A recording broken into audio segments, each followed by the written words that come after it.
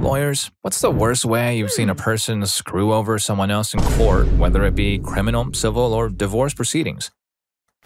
Too many criminal client situations to count of them screwing themselves over. One of them very few family law cases I handled as a young attorney sticks out to me, though. So, young woman and young man have a child. Young woman seeks divorce from young man because he enjoys the thug life. He had been recently arrested and charged for possession with intention to distribute and in possession of a weapon. Young man doesn't like her leaving him. He hires a local big-name top divorce attorney, granted very rural area, gets a temp divorce order entered saying she cannot have overnight guests of the opposite gender, common in rural conservative areas. Think it's mostly a thing of the past in more urban places. Young woman starts seeing someone new. Young man is very upset about this. Has a fancy lawyer ask for a hearing accusing her of breaching court order and seeking full custody on top of attorney fees. Young woman, on advice from a mutual friend, hired me for this hearing. I sit down with opposing counsel and she basically tries to strong-arm me with her experience and lays out egregious terms. Mother must not only give up primary custody, but must have visitation with a supervisor and pay child support and attorney fees. She knows I'm a new baby attorney in town, fairly certain I have been licensed for less than a year. I balk and she says she'll see us in court. I go in a hearing with a copy of his probation arrangement on his POS with intent to sell and unlawful carry. He hasn't told his attorney about this and she is unaware. She calls him up and establishes how my client had her new BF over on XYZ nights. Judge is very conservative, not pleased. Then, opposing counsel passes a witness. I ask him if he has a job. No. What do you do for money? Things here and there. Oh, Miss Opposing Counsel is awfully expensive. Do you sell substances? What? Have you ever sold stuff to make ends meet? No. Introduce a copy of his guilty plea and straight probation sentencing. Judge is now staring at him. I lean over to my client sitting next to me and whisper, if you took a test today, be honest, would you be completely clean? Yes. I asked the young man, when was the last time you did substances? Attorney objects, but judge overrules. I know this judge will test people on the spot as he is also the misdemeanor substance court judge. It's been years, I'm clean. So if you were tested, you'd be clean? Yes. Opposing counsel asks the same of my client. We agree. Judge has them both tested. He tests positive. My client is clean. Judge denies his motion and asks me to send in new temp orders where a young man is required to maintain employment and start paying child support and places him on supervised visits. Icing on the cake, opposing counsel actually calls me and leaves me a voicemail congratulating me on, and I quote, handing her problems to her for the first time in a long time, unquote. That last part is super nice. His opponent didn't take it personally and even showed some respect. Nice. Story 2. Not a lawyer, but happened to me and some buddies in college. So a group of friends and I rented a 5-bedroom house in college, and being the group of guys, we partied pretty hard and were really rough on the house. We knew going in we were not getting our deposit back. Well, part way through living there, the septic tank started to have some problems. Whenever someone used the downstairs shower, it would drain slowly, i.e. slowly fill as you used it. Also, one of the room's carpets would get wet, so we emailed the property service company to fix it. 2 weeks later, they send out a plumber to snake the line and leave. Well, that didn't fix it, so we emailed again. 2 to 3 weeks, plumber, snake, leave, still not fixed, email in 2 to 3 weeks, and they scoped the line. Turns out roots had grown into the line, so they had to do a big old process to completely remove all the roots. Now it's fixed. Well, we all move out, go our separate ways. One of the buddies goes to Australia for 9 months. When he gets back, he comes home to a bunch of voicemails. Turns out the property company is coming after us for like $5,000 on top of the deposit. They tried to pressure him into either paying the money or he would be taken to court. He told them he would see them in court. For the couple months leading up to the court date, he would get calls telling him to pay and it would all go away. Day before the first day of court, they call him and tell him to pay $2,000 and give them info for one of the other people on the original lease. He says, go to hell and see you in court. First day of court is just to make sure everyone shows and to schedule the actual case. Lawyer for the property company shows up and is scrambling to figure out what is going on. Had no records beyond the original lease, which changed a couple of times as people moved in and out. My buddy helps him out by giving him copies of the multiple emails that we sent to get them to fix the septic and the damage it did to the house. Told my buddy he would let us know how they wanted to proceed. Never heard from the company again. Story 3. More of a case of screwing himself over, but here goes.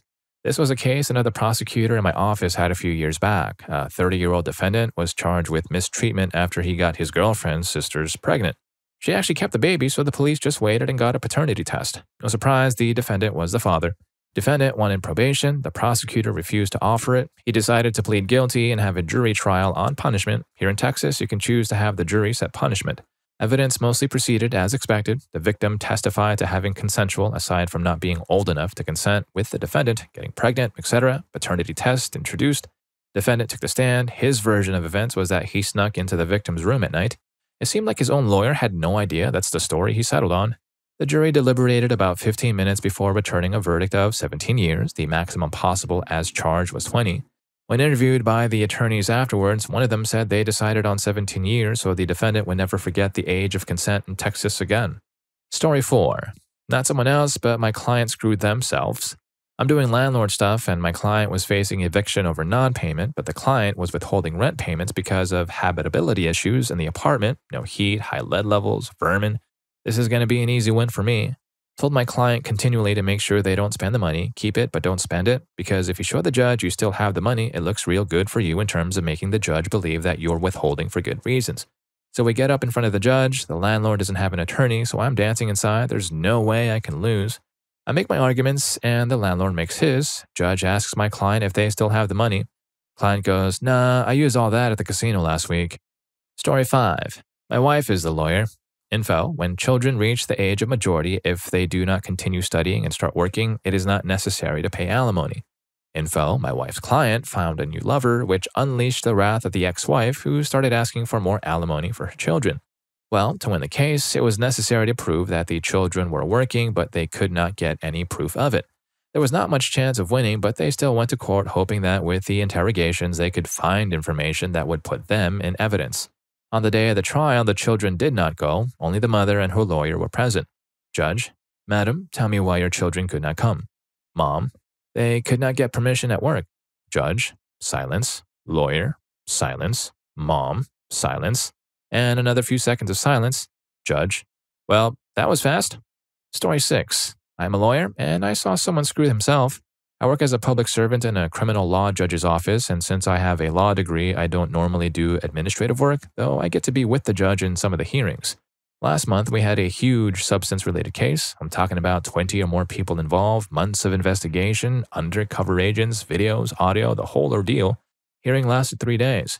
Anyway, when it was time for one of the defendants to be on the stand so the prosecutor could read the charges he was accusing him of, he was pleading not guilty as he very loudly stated from the majority of the hearing. Up until my boss, the judge, told him to shut up or he would be admonished, to which he replied, "What are you going to do, arrest me?" Which, to be honest, was actually a bit funny. The prosecutor, as part of the facts of his case, told him that, quote, he was being accused of selling, distributing, and carrying X amount of X substances, with the base of his operation being his own house where he lived with his partner. Now, mind you, said partner wasn't even in the hearing. She wasn't arrested or anything as there was nothing tying her to the case. He said, "Wait up, I was the one selling the substance. She didn't do anything." His lawyer, a state-assigned public lawyer, face-palmed so hard it's actually recorded in the audio of the hearing. And he still pleaded not guilty. Story 7. Someone I knew had a pro Dio case where she had to defend a person who had been charged with a criminal offense, don't know what, confidential and whatnot. Even though the police and DA could pretty much pinpoint the crime to her client, there was no evidence to tie him to the crime, circumstantial at best. She had instructed him to shut up and let her do the talking during the trial, as from experience, the client sometimes does not know how to answer a question properly. She pleads and can show that the court has nothing on her client. She feels that for once, a pro Dio case is going her way. After her plea, the judge thanks her for her plea and turns to her client. He asks if the client had something to add to the plea. Client looks at her, back at the judge, tears well up in his eyes, and he blurts out, "I'm so sorry, I'll never do it again." She threw her notes and everything else she had in her hands at the client. Now convict, apparently. She basically got screwed by her own client who screwed himself, even worse. Story 8. Well, not my story, but a prior boss's story. They had many DUI cases at the time when they were a general practitioner. My boss was representing the family that got harmed and wanted the intoxicated driving college guy to be behind bars. This was back before Facebook was commonly used in court proceedings and before tons of people realized that this stuff is too great for any attorney worth their weight in salt to pass up. So, the kid, intoxicated driving college kid, had managed to get the judge's sympathy during the first part of the hearing by saying he was sorry, that he was haunted, never going to drink again, that this was going to ruin his life, etc. The judge seemed to really be eating it all up. Then comes my boss and immediately burns this kid's remorse to the ground by showing numerous Facebook statuses and photos of them binge drinking, partying, and even joking about driving intoxicated from the date of the accident up until a night ago. The kid looked like he was being forced to swallow hot coals, and the judge was absolutely livid. Needless to say, the kid had to do way more than just apologize and be remorseful after that. Story 9. I'm currently representing a sweet old lady on a case. I'll be sparse on the details in case anyone figures out who I am. But long story short, this lady's neighbor convinces her that her house is basically unsellable, that her house requires all sorts of repairs, the repairs to the house would bankrupt her, and that she should just sell the house to him. He shows up at her house the next day with documents to sign. She has no idea what's going on, doesn't read anything, actually has an eye condition, and signs everything. When she finally sees a lawyer to close the deal, he says, "What in the world? You can't do this." You see, the price of the transaction was about 36% of what the house is actually worth, and there weren't any repairs that needed to be done that would justify the price. Not kidding, it was stuff like fixing a faucet in the bathroom. Also, she didn't understand that she would have nowhere to live afterwards. Old lady thought she could just stay in the house until she passed away. To make matters worse, she's living off a modest pension and the other side is suing for the house. They're essentially trying to get her to cave because her legal fees are getting exorbitant. I hate people. To answer a few questions, we do have a lot in our favor, but there are a lot of steps to get to trial. By the time we get there, she's going to have to spend a lot of money she doesn't have. She has an eye condition, uveitis, but it isn't bad enough to qualify as a defense, non est factum, and the time she was driving. She's a terrible witness. Her evidence is all over the place. When she was examined, deposed for you Americans, she denied being taken advantage of. Not great for our position. In Ontario, where I practice, contracts for the purchase of real estate don't have to be notarized. Story 10. I had this one moment that is my favorite to share, so excuse me if it is floating around Reddit already. I was litigating a custody dispute on behalf of the mother in an incredibly conservative jurisdiction.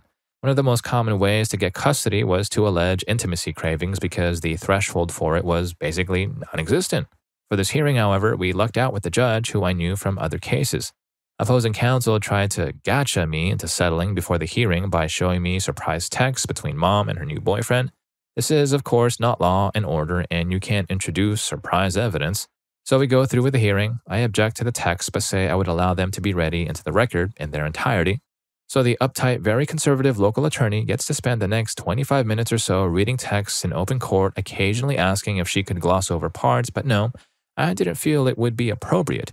I'll never forget hearing her struggle with the words. They're not even a dirty word. But this was like the third hearing we had to amend custody because this guy felt his ex-wife having a boyfriend meant she was an intimacy-craving person. They alleged the text happened while the kid was in mom's custody, but they based that on the timestamp of the screenshots. The timestamp on the text was clearly at a time when the kid was not even around and mom was safe to get freaky over the phone. The judge had heard enough of his lies and awarded attorney fees and put in the order, consistent with the vexatious litigant statute, that if dad would continue to be liable for her attorney's fees if he kept pushing this thing. It was the only joy I got from practicing family law. Story 11.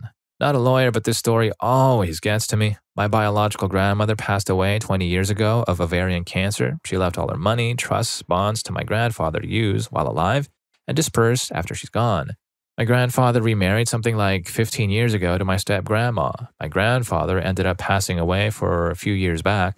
My step-aunt is a greedy woman who lives on the opposite side of the country. She's lived off of her mother and my grandfather for all of her life. She'd come over and take them on vacation where she used their money to buy herself things and get a free skiing trip about 8 times a year. After my grandfather passed, my step-grandma had to move where her children live to get care for dementia. My step-aunt has access to not only her own mother's estate, but my grandfather's as well to take care of her needs. That wasn't enough. She decided to try and sue my dad and uncle for their biological mother's estate. My dad is bilaterally paralyzed and in a wheelchair. My uncle is a triple bypass survivor with a pacemaker and multiple stents. Both are on fixed disability income. The court date came and I literally wheeled my dad in while my uncle walked with a cane. My step-aunt is entirely healthy and rolling in the millions my step-grandma and grandfather worked their whole lives to earn. The judge took one look at the whole picture and she was absolutely denied access to my biological grandmother's estate. We were there for less than an hour. She doesn't deserve the A and aunt. I think we should replace it with a lesser grade, maybe like a C? Story 12. I was a very new lawyer with no bankruptcy experience. partner sent me to bankruptcy court to try to make a claim as a creditor related to a $50 million building that was being sold. Time and lack of knowledge will prevent me from accurately describing everything that went down, but I'll do my best.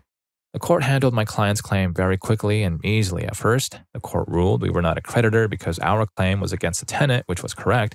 Note, we had purchased the claim from someone merely to try to somehow wedge our way into buying the property, which was very transparent to the court. So I could just sit back for the remainder of the hearing and watch the second premier bankruptcy attorneys go at it. One represented the debtor and the owner of the building. The other represented a secured creditor with a lion against the building. They absolutely hated each other on a personal level and were arguing with great venom about the plan to sell the real estate. There was a small break in the action while the judge took care of another matter. When we came back, the secured creditor attorney told the court the following. His client, the creditor, had purchased controlling interest in the debtor, the owner of the building. He had been directed to fire the other attorney. He had been directed to withdraw the motion to sell the real estate. He then did both there in the courtroom. I've practiced for almost 3 decades, and this was the most wild thing I had ever seen and was particularly noteworthy because the courtroom was packed with other attorneys watching, and those 2 attorneys absolutely hated each other. Story 13. Not a lawyer, but this happened to my family. My husband's kids asked us to fight for full custody after years of systematic mistreatment from their mom. My stepdaughter was mistreated and mom decided to marry a guy who was best friends with the guy who mistreated her. Mom never told us what happened, never got her counseling, never reported it to the police. In mediation, she brought up a conversation I had with her which she denied ever happening until then. She started saying lie after lie, and all my husband had to say was, "My wife had that conversation with you to explain how uncomfortable my daughter is living with this man because he's connected to her mistreatment." The mediator was not amused. She said, "You have someone living in your house who is connected to your daughter's mistreatment. Your relationship with your children is broken." She spent the rest of the session sobbing and signed away custody because this was just the tip of the iceberg that we had on her, and she knew it. Hearing her sobbing made me so happy after all she put these kids through. I had to walk my stepdaughter into the police station to report her mistreatment. I usually don't want people to suffer, but after warning her this guy was coming between her and her kids and then her lying about the context of that conversation, I'll make an exception. I tried to stop her from the chain of events that led us to court, and she tried to use it against me. Story 14. Not someone else, but himself. The guy and his lawyer missed court appearances, sometimes one of them, sometimes both, with little or no warning and with suspect excuses. It started getting ridiculous, and we kept pointing out holes in his story, like he said he left for another country without knowing about the appearance, but his lawyer stood in court and said he told him beforehand. Or all of a sudden he was in a former Soviet bloc country for fertility treatments and it would ruin everything if he came back now. Or when he was visiting relatives on another continent. Or he was going to the airport when he had to rush to the hospital and showed us an admitting form in another language that we translated. It showed he was there, but also that he was discharged. He also tried firing his attorney and saying he needed more time to brief a new attorney who, at the next appearance, would say he hasn't been able to talk to his client so he needs to adjourn. Or that he hasn't been paid and his client is basically an and he needs to be relieved. We kept saying to the judge he was doing it to stall, but the judge kept giving him the benefit of the doubt. We even showed him other cases where he skipped appearances and the judges threatened sanctions. And so finally, he didn't show up for an appearance where the judge had specifically told him, "I don't care if you're meeting with the Pope, I'm ordering you to be here." Boom, his answer was stricken. Default judgment in full was granted to our side. Neither he nor his lawyer showed up for the hearing where the judge determined exactly how much of a judgment we should get, and then had the nerve to file a motion that the judgment was unfair because he didn't get a chance to dispute anything. And if you're enjoying the video and are being affected by at least one of these stories, please don't forget to hit that subscribe and like button for more videos just like this. Story 15. Not a lawyer, but my dad is a physician and is sometimes called as a professional witness in cases of malpractice. In one memorable case, a family was suing a doctor for something fairly frivolous, and my dad was a witness for the defense. The lawyer representing the family was cross-examining my dad and brought up a chapter in a medical textbook and asked my dad to read a highlighted paragraph. He does, and the lawyer says something to the effect of, "So, what you just read means blah blah blah medical thing." My dad confidently replied, "No, it does not mean that." Lawyer, "No, but if you read XYZ, the author clearly states blah blah blah medical thing." My dad, "No, really, that's not what the author means." Lawyer, "How do you know that's not what the author meant?" Dad, "Well, because I wrote it." Judge basically face-palmed while the lawyer mimicked a goldfish and stared at the author name on the chapter. Basically the best moment of my dad's professional life. And yes, the ruling was in the defendant's favor. Story 16. This wasn't my case, but followed it closely because it was an acquaintance's divorce proceedings. He and his now ex-wife shared some commercial property that was worth some dough. They were both on the paperwork, had access to the same info. Well, some things hit the fan and the property was in arrears, and I think some lying was involved. The husband would try to talk to his then wife about the whole thing, and she would not give a care. Not only would she ignore him and the finances, she started cheating on him. Fast forward to divorce, it's contentious, and they get down to fighting for the primary residence, whose market value, unencumbered, is much less than the commercial building. She demanded the house, and the husband effectively offered to give her the commercial building if he could keep the residence. She never paid attention to how bad off the commercial building was, and for some strange reason, her lawyer didn't do any due diligence, so they took the deal. I don't know if the asset allocation included any saving conditions or caveats for the ex-wife, but I did like to see that her own disinterest may have led to bargaining for an underwater property instead of a paid-off house. Story 17. I remember when I was a kid, my dad got a ticket for running a stop sign. He decided to fight it because the stop sign was buried in a bush and wasn't visible from the road. He and the police officer that had issued the ticket both arrived at court at the appointed time, but the judge wasn't there. After they waited for about 20 minutes, the bailiff finally apologized and told them they could go home and things would be rescheduled. Just after they had left, the judge finally arrived and found both my dad and the police officer in contempt for leaving and wasting her time. One $80 traffic ticket became two $500 contempt of court fines. About 5 years later, a friend of mine pulled the same judge for a DUI, prescription, not drinks. He didn't realize he shouldn't be driving on them. He just went without any counsel. He said that she said if he was stupid enough to try to represent himself, he could sit there and not say anything, so he ended up just sitting there and not saying anything and lost his license for a first offense DUI. There were more than one news article and letters to the editor about what a disaster of a judge she was, so I'm sure a lot of other people had similar issues with her. Story 18. Not a lawyer, but my personal story. When I was a kid, I had 3 older siblings. My dad was fighting for custody of all of us as we currently only spent weekends at his. But during that time, we would all complain about what bad things would happen during the week with our mother. Ultimately, the judge ruled that the kids were old enough to decide where they wanted to be. My sister would make my choice for me. My mom knew for a fact she would lose all of us this way. She was aware all of us preferred our dad. It's at this point she stands up in court and says, "You can't have all of them, but me isn't even yours, so you can't have her." My entire family were there. Nobody had any idea why she would say such a thing. A lot of people are crying, and my dad is in a state of shock. Because of this, the judge orders a DNA test to be done, but either way, the kids still get to choose at the next court date as his name is present on all of our birth certificates. I guess she forgot that, eh?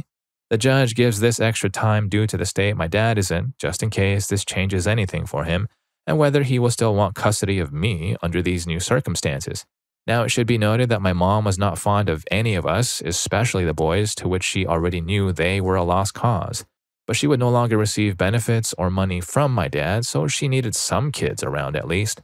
She took this time to convince my sister that with her brothers gone, she would be able to afford all of the things she wanted: ice cream, toys, later bedtimes, you name it.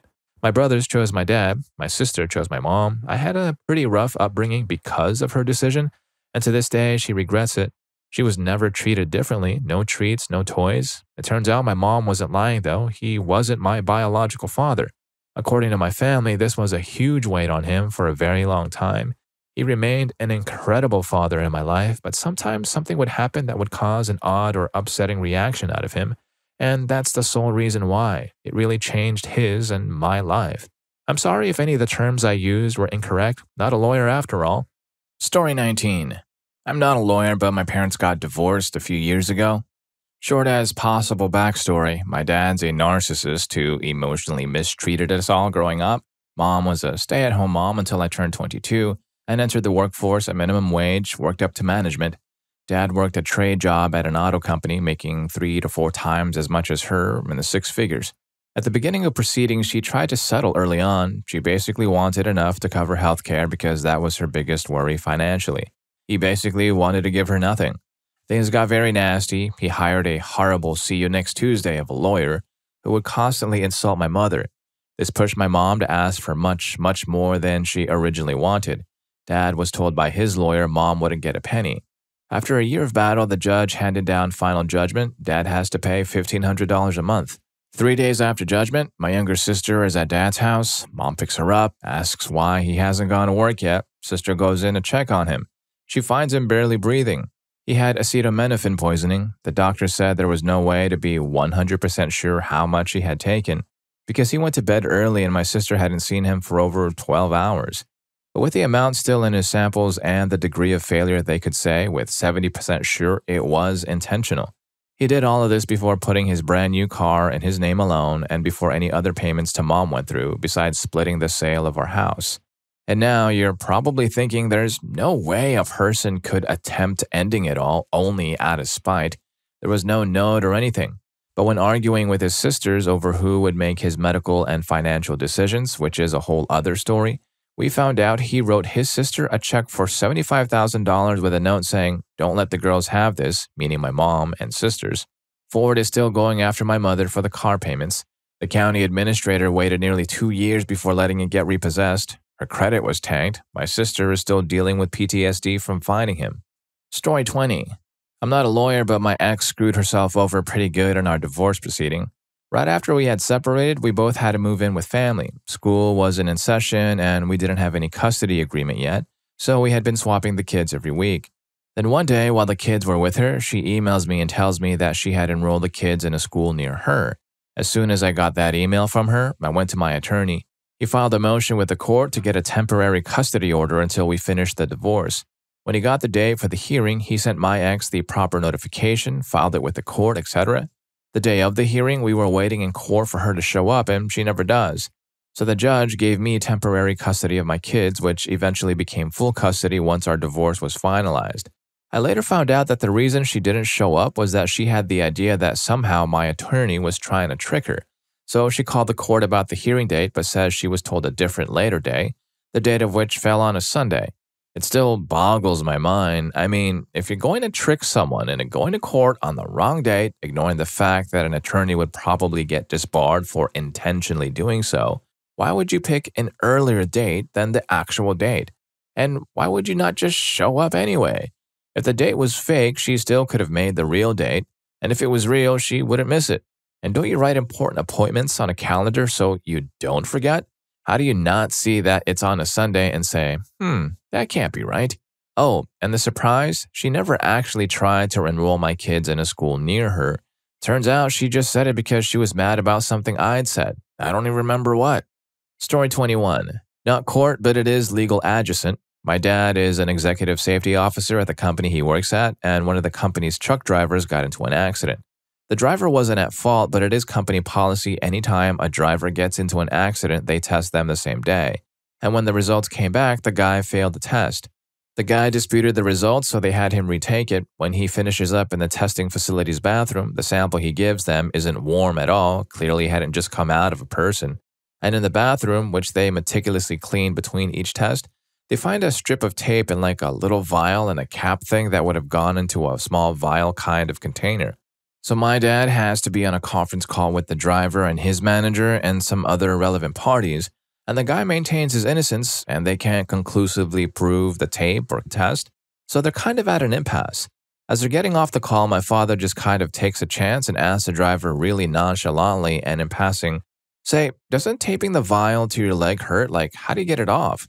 And the guy replies without missing a beat, "Oh no, it was just painter's tape, comes off easy, didn't hurt at all."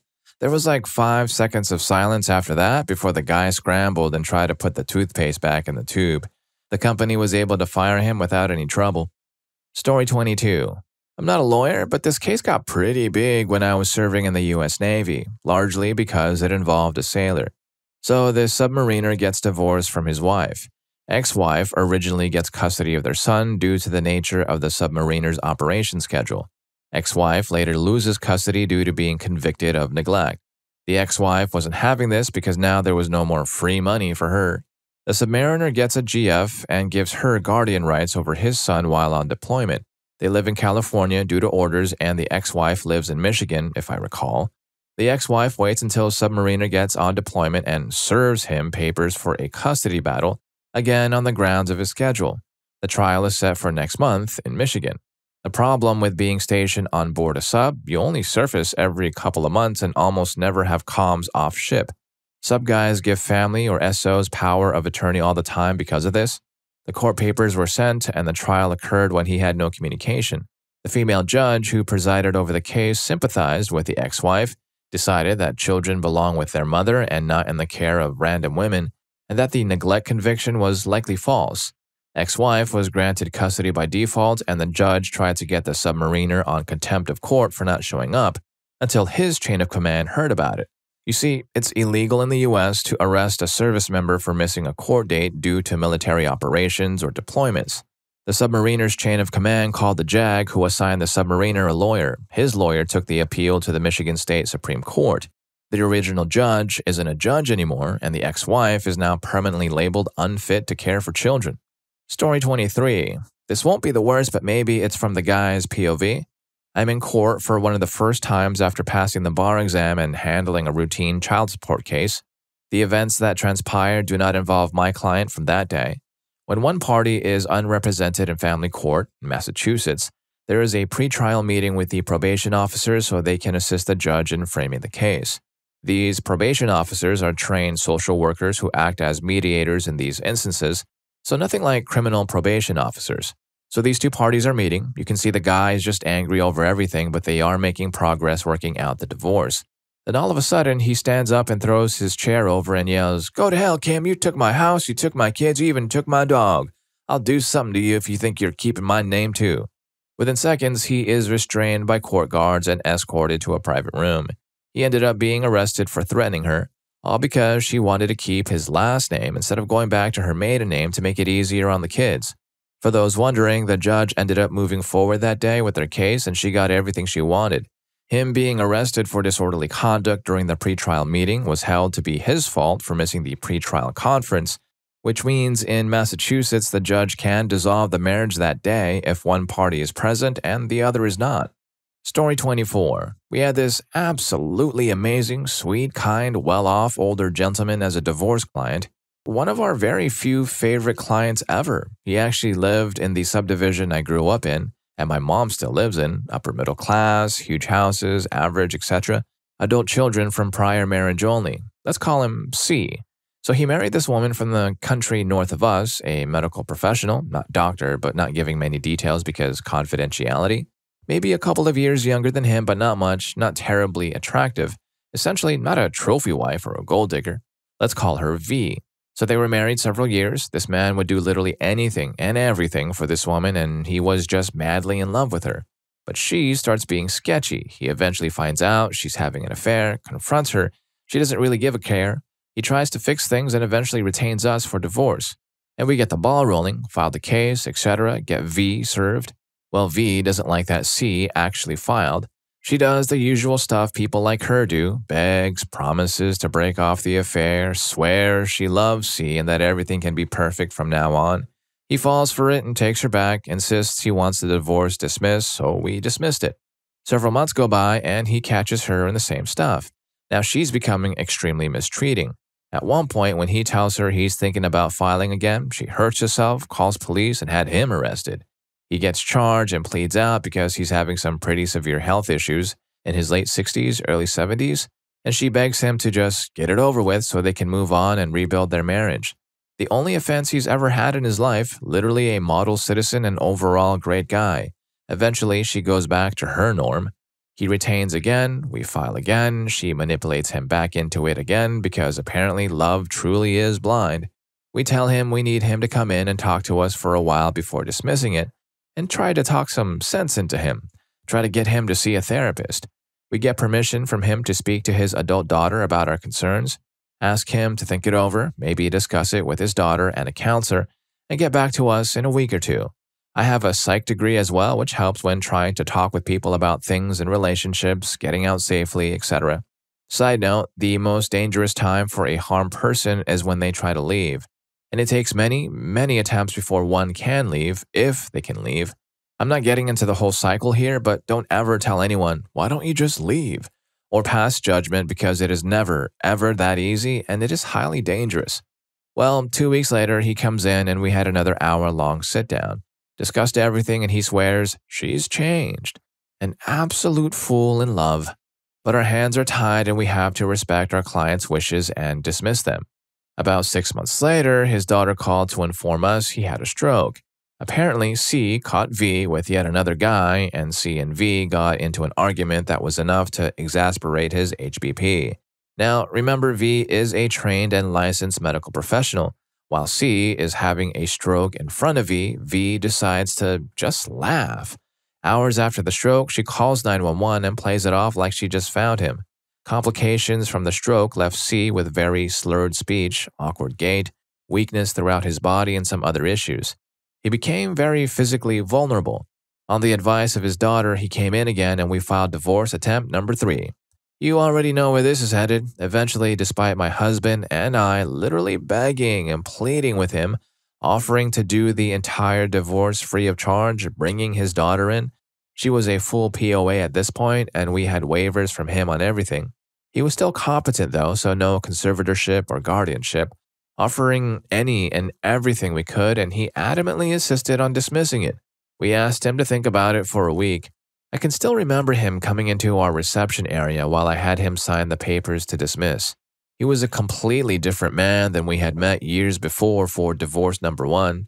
He'd grown older, sure, but also pale, physically smaller, weaker, difficult to understand. He was so energetic, such a bright light in his eyes despite the pain of ending his marriage when we had first met. It was heartbreaking. I asked him to please reconsider for his kids, for his daughter who was pregnant with his first grandchild, for that baby.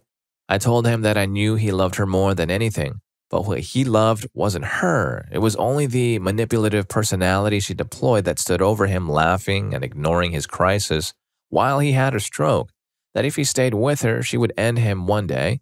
He looked in my eyes and said he knows, but he loves her too much and she promised to do better and try counseling. So we dismissed for the 3rd time, reminded him we will always be there for anything he needs, especially if he wants to try leaving. We live near him and my husband is a big guy, plus we know many LEOs. We've become friends with several of our clients after their cases. Him we considered family. About a month later, I was watching TV and there was a breaking news about a crime that happened in my very small hometown. No identifiable information at that point, but I knew. I texted my husband. He was on the phone with the daughter already. V called 911 after a bit. A friend of ours was the lead LEO on it and was first on scene. V was standing in the middle of the road, speaking in tongues and behaving erratically. Tried building a NGRI or GBMI defense that thank God nobody bought. V had flipped on C over nothing, and while his dog was in the living room, she snuck up behind him and harmed him and the dog. The dog had surgery but was ultimately put down. C was life-flighted and operated on, put into a coma for about a week, then passed away. She pleaded out, no trial. That's the most heartbreaking case we've had, and we've had a lot of heartbreaking cases. And absolutely, one of the worst ways we've seen a party get screwed over. And if you were affected by any of these stories or learned a thing or two, here's more for you. YouTube thinks you're going to love this. I'll catch you in that video, and thanks for hanging with me on this one.